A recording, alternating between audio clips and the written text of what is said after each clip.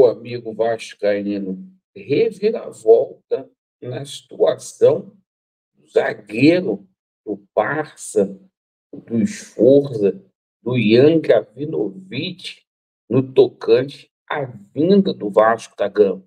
A gente vai explicar o que aconteceu, melou a negociação, tem vários aspectos aí que a gente precisa explicar para a torcida vascaína. E, claro, o Vasco vai continuar no mercado. A janela, apesar de ter fechado para jogadores com vínculo empregatício, ela continuará aberta para que o Vasco tenha condições de contratar jogador sem vínculo contratual, jogadores que estão aí desempregados. A gente vai fazer um balanço geral aí desse processo de contratações aqui no Vasco da Gama, nesse segundo semestre. E, claro, a gente vai falar aí de alguns jogadores que deixaram o Vasco da Gama ontem e sobre a situação do Vasco da Gama aí no Campeonato Brasileiro, na Copa do Brasil, porque hoje é dia de reapresentação no CT Moacir Barbosa. Eu peço a você que não é inscrito aqui no nosso canal, para você se inscrever, deixe o seu like ou o seu dislike e ativem o sininho. Meus amigos, vamos começar falando aqui sobre a reapresentação do Vasco da Gama, que acontece hoje no CT Moacir Barbosa. O Vasco visando aí o duelo decisivo contra a equipe do Atlético Paranaense.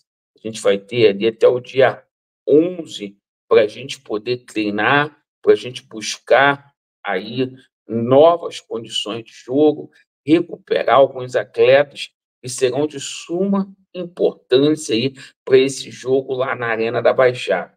Primeiro jogo, o Vasco venceu por 2-1. O Vasco joga por um empate lá contra o Atlético Paranaense, que não vive um bom momento. Na mesma semana, no Campeonato Brasileiro, a gente joga contra o nosso maior rival, o Flamengo. Então, vai ser uma semana aí muito cheia após a data FIFA e a gente fica aqui na expectativa para a gente ter condições de recuperar alguns atletas para esse jogo aí. Bom, falando agora sobre a situação de saída aí de jogadores, né? Alguns jogadores ontem foram confirmados aí, deixaram o Vasco da Gama, como foi o caso do menino Julião, que foi para o Santa Clara, lá de Portugal, time lá do MT, perfeito, jogador que chegou aqui com 9 anos de idade no Vasco da Gama. O Eric Marcos também foi para o futebol búlgaro, e também o jogador Lete, da base do Vasco da Gama, o goleiro que foi atuar no América Mineiro, perfeito?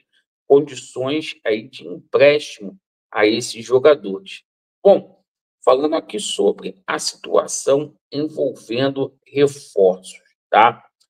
Bom, sem enrolação, a gente já vai começar explicando aqui essa situação do Ian Gravinovic. Por quê? Ontem, no final da live, eu já tinha essa informação que a negociação tinha melado. Por quê? A gente estava esperando o posicionamento oficial aí do Vasco da Gama para ter essa confirmação. O Vasco da Gama não obteve tempo hábil para mandar todas as garantias financeiras lá para a equipe do New Old Boys, certo? Era uma operação internacional, cujo qual o Vasco tinha que fazer o pagamento em dólar. Fazer isso em 24 horas para o dinheiro bater lá é complicado, tá? Outra situação, o New Old Boys não mandou a documentação porque as garantias não foram mandadas para o clube argentino. Perfeito? Agora, o grande X da questão fica muita gente aí falando, o Pedrinho é incompetente. A gente tem que entender por que a gente chegou até o final da janela aí, sem zagueiro, por que a gente deixou para a última hora. Vamos lá. Não vi ninguém culpar Jorge Salgado e 777. Se essa janela ela não foi satisfatória para os gigantes da colina, não foi por conta de Jorge Salgado e por conta aí da 777 que lesaram o Vasco da Gama e deixaram os cofres do Vasco da Gama quebrados. Isso tem que ser muito bem pontuado, muito bem pontuado. O Pedrinho, ele está aqui na SAF do Vasco há 3 meses. O Pedrinho chegou aqui, o Salgado e a 777 deu calote em todo mundo. Em todo mundo. O Vasco estava com problema com fornecedor. O Vasco estava com um problema aí com relação à situação de comissão de empresário. O Pedrinho teve que resolver 2 questões de transfer ban na FIFA.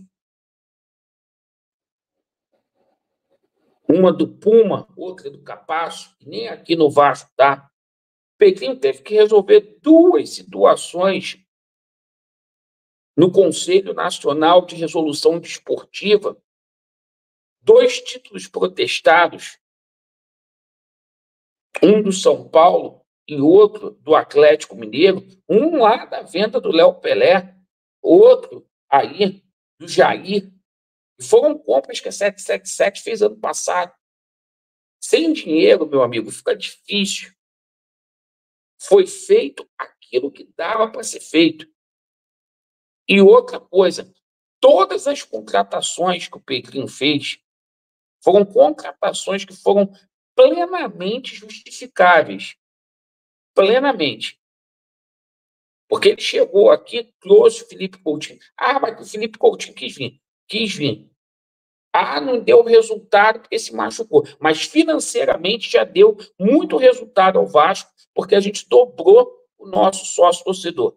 Então, já deu retorno para o clube. Ah, Laureano, eu não gostei da contratação do Alex e do Souza. Se era uma condição para o Felipe Coutinho estar aqui no Vasco da Gama, as contratações foram muito bem feitas. Muito bem feitas. Por quê? Se o Alex e o Souza não vêm e o Felipe Coutinho deixa de vir, ia estar todo mundo reclamando também. Aí, reclamar do Felipe Coutinho, porque o Felipe Coutinho se machucou por conta de uma fatalidade. Antes, ninguém estava pensando nisso. Ele trouxe o Emerson Rodrigues, que é um jogador que já está atuando como titular, e se tiver a paciência, esse rapaz vai dar alegria para a gente. Já fez até um golaço aí no outro dia. Está jogando como titular, chegou a custo zero. Chegou a custo zero. Então, o Vasco tem que trabalhar dessa forma. Se bater a meta, a gente compra. Se não bater meta, a gente não compra.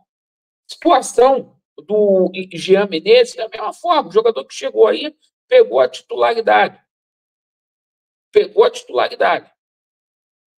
Maxime Rodrigues é um jogador aí que chega também para dar uma rejuvenescida no elenco do Vasco da Gama ali no meio campo.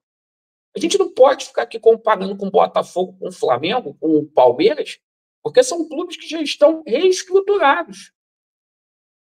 Vocês não queriam? 90% da torcida do Vasco não quis a 777, não apoiou o golpe do Jorge Salgado. As consequências estão aí. O Pedrinho é culpado? Claro que não. Agora, eu acho que tem que ter muita responsabilidade, porque o Pedrinho ele não quis acertar. Para pagar 1.100.000 no Luan Pérez, ele não quis, dar certo. Tem que ter responsabilidade. Não adianta trazer um jogador agora, aqui para o Vasco, André Ramalho, 1 milhão, que a gente não vai ter condição de pagar daqui a 2, 3 meses e vamos atrasar os salários de quem está aqui. A gente tem que ter essa sabedoria. E outra coisa, o Vasco, com toda dificuldade, não perdeu nenhum jogador nessa janela titular. Não perdeu nenhum jogador titular nessa janela. Isso é tão importante quanto contratar. Agora, a gente vai ter aí a possibilidade de contratar algum zagueiro que esteja sem contrato para fortalecer o elenco. Agora, amigo, vamos com o Léo Pelé? Vamos, e vamos abraçar o Léo Pelé. Vamos abraçar o Maicon, vamos abraçar quem tiver no Vasco.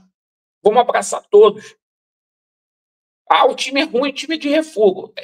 Estamos na 8ª colocação no Campeonato Brasileiro e com grande possibilidade de chegar nas semifinais do campeonato da Copa do Brasil. Então vamos apoiar, vamos abraçar e vamos culpar os verdadeiros safados que fizeram isso com a gente.